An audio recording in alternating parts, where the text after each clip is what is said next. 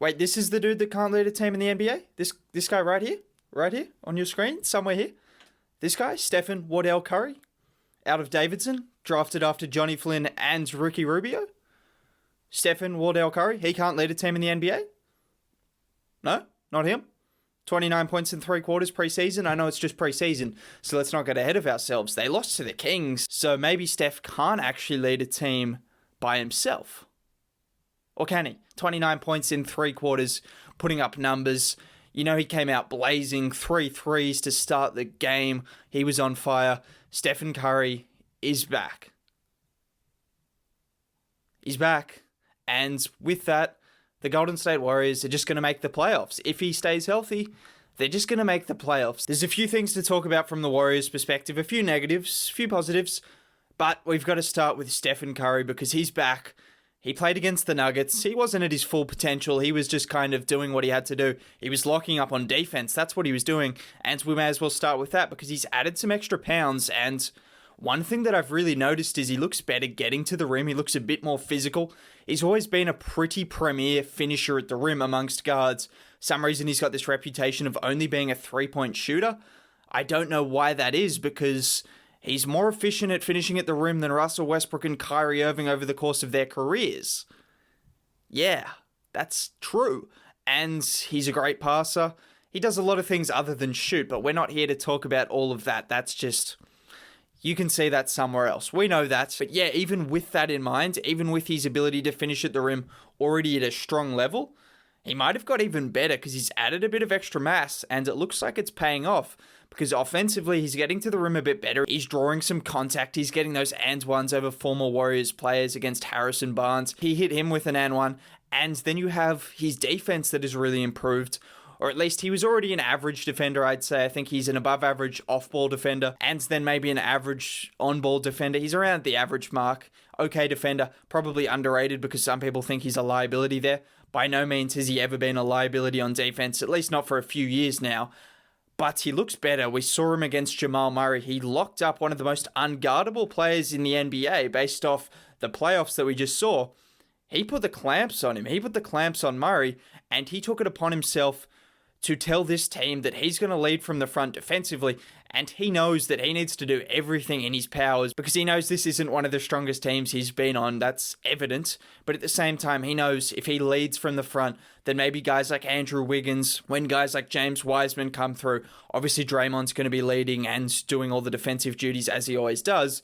But all these guys that have potential that might not yet have fulfilled that potential might follow suit on the defensive end at the very least because defense at the end of the day, a lot of it comes from effort, and if you're 2 times MVP, one of the best offensive players that has ever graced the NBA court is also showing up on the defensive end of the floor and putting in a shift when the injured Klay Thompson isn't there to take on the best opposition guards night in and night out, then it's just going to give extra motivation to guys like Wiggins and guys like Oubre and Wiseman who need that extra motivation just to be more defensive minded. Let's talk about it. He's back, 29 points. He looks fantastic, quite simply. Someone who can't lead a team. Well, he wasn't playing with Draymond. He wasn't playing with Wiseman. Eric Pascal was out. Yeah, 3 quarters, 29 points. I know it's against the Kings, but they're still an NBA level team. They're not a bad team. There's really no bad teams in the NBA anymore. And the reality is he was just dropping off bombs. He was getting to the rim. He was doing everything that he does at his best. And then the few added things that he's added in terms of muscle, in terms of potentially getting to the rim, maybe being a better defender than he was before. Is he going to be better than he ever was? I'm not ready to make that statement. But what I am ready to say is something that people needed to wake up to. This man can carry a team. And if you wanted any kind of proof of that, here we go. Preseason game 2. Draymond, Wiseman, Pascal out. 2 of their best 5 players.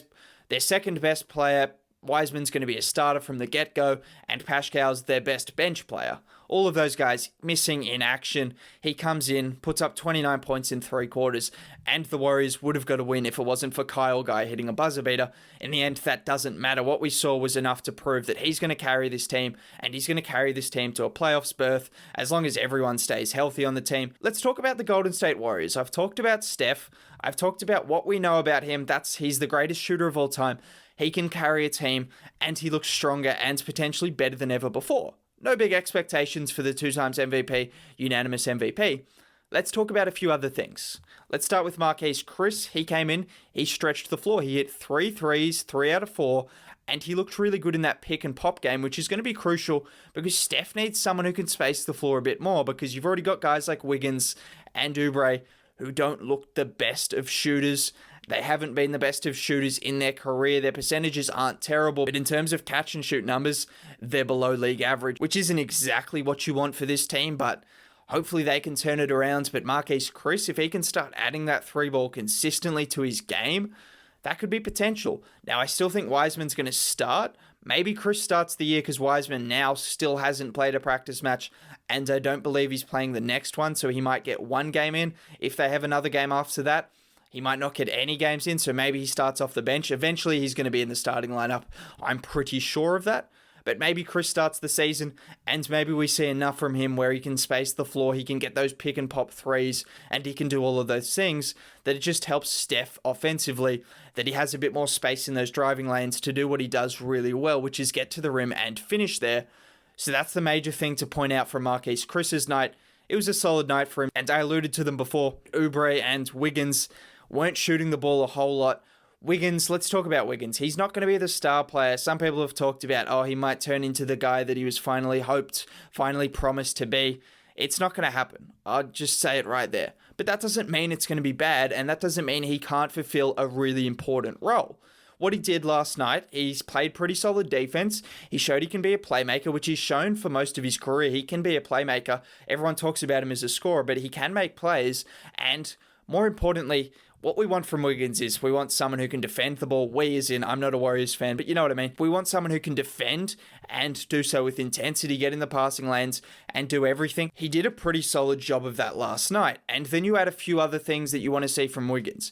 You want to see him as an above average to an average league 3-point shooter, particularly off the catch.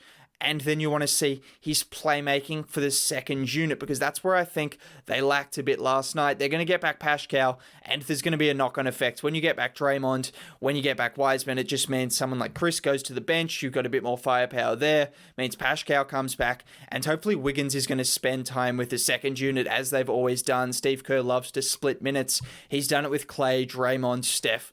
He's done it throughout their whole careers, and I expect nothing less with Wiggins, who I think might be the prime option for that second unit because he has that playmaking ability and he's a scorer. So maybe he can hopefully go to that second unit and provide a spark. Just a couple of other minor notes. Nico Mannion looks pretty good. He looked pretty poised. You've got Jordan Poole, a couple of those guys. As I said, the knock-on effect. These guys that otherwise wouldn't normally be playmaking and trying to create shots for themselves, they're going to come in for the second unit, and all they're going to be asked to do is defend and hit shots and maybe occasionally create shots for themselves, but mainly they're just going to be asked to defend and hit shots. Nico Mannion looked pretty good as well. Now, one final thing on the Warriors and just teams in general. I talked about it with the Pistons, but they've got quite a lot of new additions. As we know, Draymond hasn't even been with the team in terms of practice matches. That won't really matter because he's been in the league for so long. He's a bona fide star. James Wiseman, on the other hand, that could be a bit of an issue, not getting in any practice matches and then hopping straight into the regular season. As I said, that might lead to him coming off the bench. You've got Kelly Oubre, who's just come into the team. A number of other guys, new additions, are going to cause this team to have some growing pains. We've seen it with the Pistons, as I said, and I expect this to be the case for a number of teams. These draftees haven't had a lot of time to bet in. These free agents haven't had a lot of time to bet in, and that could cause a few teething issues to start the year. So maybe the Warriors start a bit slower than I would have expected, but I think eventually they'll get it together. And I think whenever you've got someone like Steph in MVP form, which is exactly what he looked like against the Kings, then those teething pains that might have initially costed you a couple of games if Steph was a little bit below his game, if he can pull out those same kind of performances like he did against the Kings, he's going to will his team to like a 500 record until they sort it out. And then as the season goes on, I expect this team to grow and develop as all of these guys bet in, and eventually they put all that talent and potential together. I expect this team to be a playoff team. And most of that comes down to Stephen Curry being back in MVP form and carrying this team, which people said he couldn't do. He's going to do it. Just watch. If you did enjoy the video, a like would be greatly appreciated. Also, subbing to the channel. I'm trying to hit 20k as soon as possible, and subscribing and liking the videos really do help out a lot. Other than that, I'll catch you next time. Bye.